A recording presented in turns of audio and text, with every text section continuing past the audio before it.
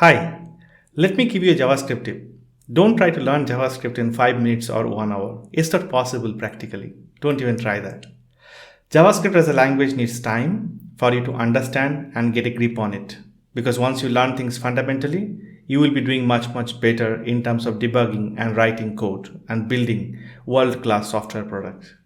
Hey, this is Tapas. I keep sharing knowledge about web development, JavaScript, React, content creation, open source, GitHub on this YouTube channel.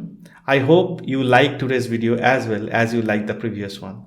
So in the last video, I have shared like how to learn JavaScript, a few strategies that you have to keep in mind to learn the language effectively. In today's video, we are going to talk about one of the fundamental core concepts called lexical environment, which you must understand to understand many of the following critical concepts. Before we get started, I would like to request you to subscribe to this channel because once you do so, it gives me motivation to create more and more quality videos. And please, like and share the video so that other people also will come to know about it. Without any further delay, let's get started. That's right. We are going to talk about some of the core concept. And the core concept today we are going to learn and understand is called lexical environment. Wow, lexical environment is a heavy term, but the concept behind it is pretty simple. If you understand the concept, you won't bother about how heavy the jargon is. But before we get into lexical environment and understanding of it, if you remember our last video, we spoke about learning JavaScript with a new learning model, which is nothing but creating the mental map. So in today's video, to learn lexical environment, our mental map is about learning tokenizing, learning about parsing, learning why JavaScript is an interpreted language, and then we'll be getting into understanding what is lexical environment. All right, so let's get into understanding what is tokenizing. What exactly token means? So if you have a code snippet, for example, this particular code snippet, the token means the identifiers, the operators, each of this thing of this particular language. Now, once JavaScript engine starts seeing this particular code snippet, it doesn't run it as is, right? It has to understand whether this particular code is matching to the grammar of the language, whether this particular code is runnable and I can execute as a JavaScript engine this particular code or not. For that, I have to say, like if I'm creating a function, does this function has an keyword called function? Does this function has a name? Does it have a parenthesis? All this thing has to be understood by JavaScript engine, and for that it has to break apart your code and try to build something which is called tokens. So it is breaking these things, get the things out so that it understands what is there in your code snippet. So this particular operation is called tokenizing. Once the tokens are done, once you have the token, the next strategy is called parsing. So parsing is basically a mechanism which takes all the tokens that you got after tokenizing and build a tree structure which is called abstract syntax tree or AST. If you have ever studied any book of DSA in your engineering and programming, you must have heard about AST, abstract syntax tree, which help you to identify how your code should be organized for it to run perfectly and how your code is not organized so that it won't run perfectly. So if you have broken things in the token in the left side and then you're creating an AST at the right side, it's a tree kind of structure where you clearly can see like what is your variable expression, what is the variable name, what kind of value it has, all this kind of structure that it creates. Now after this, the JavaScript engine start looking into your code line by line. So it will first look into the code called function, say name, parenthesis, a bracket. It will look into the tree, and is the tree formed in a way that JavaScript engine expects, then the code will run and go to the next line, execute it. If it runs, go to the next line, execute it. If it runs, go to the next line, execute it. If it doesn't, stop there, throw an error, right? So it means it will take AST as an input and then create something that machine understands, right? That's where this particular diagram or this particular flow is something very useful. You have a source code var age equals to 7. Tokenizing, take the keyword, take the identifier, take the operator, take the number, parse it, create an AST. Okay, and then after you create an AST, the next particular thing that you can do is about create a machine code, a machine that machine understand. That kind of code is that you're going to create, right? So it's a loop. I have kept it on loop so that you can understand. Let's take it one more time. You have source code, Then you are getting into tokens. After tokens, you are getting into parsing. You are creating an AST. Great. You see the identifier, assignment operation, numerical, all these things are happening. Then you are creating a machine level code, which is really awesome thing to do. So now the next thing is like, once you have the machine level code, then basically JavaScript engine is executing this program. Okay, so this concept, as we understood, now we'll be getting into your lexical environment concept. What exactly lexical environment means, why this is a so heavy term.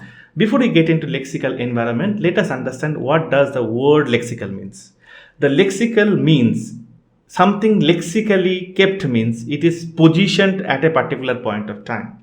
The code snippet I see, if I ask you how the variable, where the variable name is lexically positioned, so you will say the variable name is lexically positioned at the first line inside the function called sayname. Where exactly the console.log lexically positioned, you will say the console.log is lexically positioned in the function sayname after the line var name equals to surname. Where exactly sayname function lexically positioned, the function sayname is lexically positioned inside a JavaScript file. Okay, because the function is not inside another function. In JavaScript, you can write a function inside another function. If that had been the case, I would have told function sayname is lexically positioned inside function XYZ. But that's not the case here. So lexically, you understood what exactly means. So what is lexical environment means? The lexical environment means two things. It's a combination of two things. One is the memory of what we are actually interested in to find the lexical environment. For example, if we want to find the lexical environment of function sayname, so it's a memory that function sayname occupy plus a reference or a pointer to the outer world of function sayname. Is it confusing? Okay, let's break it. So if the function sayname is having variable name, then the console.log. Think about how we tokenize. Think about how we parse, think about how we have created the AST, and then think about how JavaScript as an interpreted language go line by line and start executing things. So JavaScript hit the first thing called function. Okay, great. So function it hit means great, it got an AST, it ran, perfect, it hit variable name. All right, then it hit console.log. Then it hit and enclose it bracket, right? So it means the function sayname has variable name and a console.log statement. So this is what functions memory comprises of.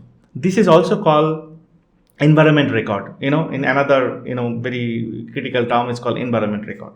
So for function sayname, lexical environment is the environment record or the memory for this particular function plus the reference to the outside world of this function. What is the outside world of this function?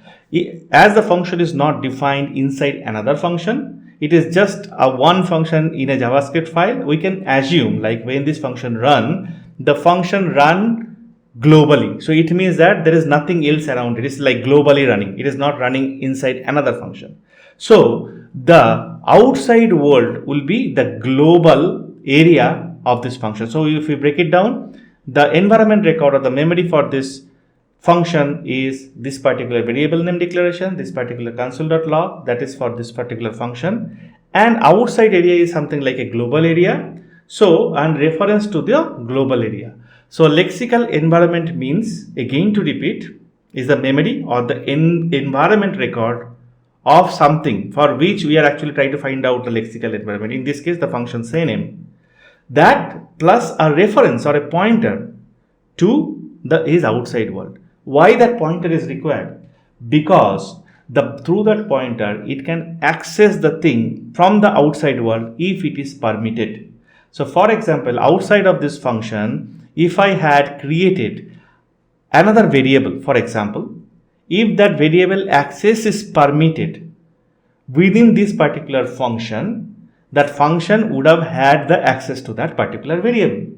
That is where this reference is required. If there was another function outside of this function, as this sayname function is having a reference to the outside world, the function sayname would have had the access to that outside function also.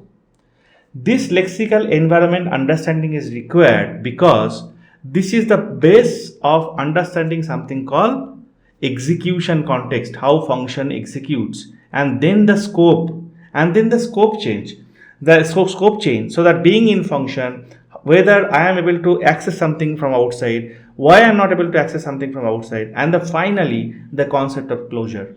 So if you understand the concept of lexical environment, and it's a combination of environment record, which is nothing but the memory occupied, plus a reference to its outside world. Hold this concept in your brain for now, because very soon what we are going to do, we are going to learn about subsequent concept in the upcoming video. So in this video, we learned about tokenizing, we learned about parsing, we learned about what is interpreter, we learned what is lexical environment. Up next, we are going to learn about variables and functions. Then we are going to learn about what is call stack. Then we are getting to know about execution context. So in this mental map, the next will be scope, scope chain, and closure. Then we'll get into the this, understanding the this keyword, right? So each of this thing, whenever you backtrack, there is a reason why we are talking about it, because that fundamental will make things easy for the next one. I hope you enjoyed this concept. I hope that you enjoyed this learning. And if you do so, please share this video or comment on it so that I know you enjoyed. Share this video in your circle so that other will come to know about it. And don't forget to subscribe to this channel, because I try to share a lot of things from my experience, the way I understood, and make things simple for you. Take care of yourself. I'll come back soon with the next video. Thank you.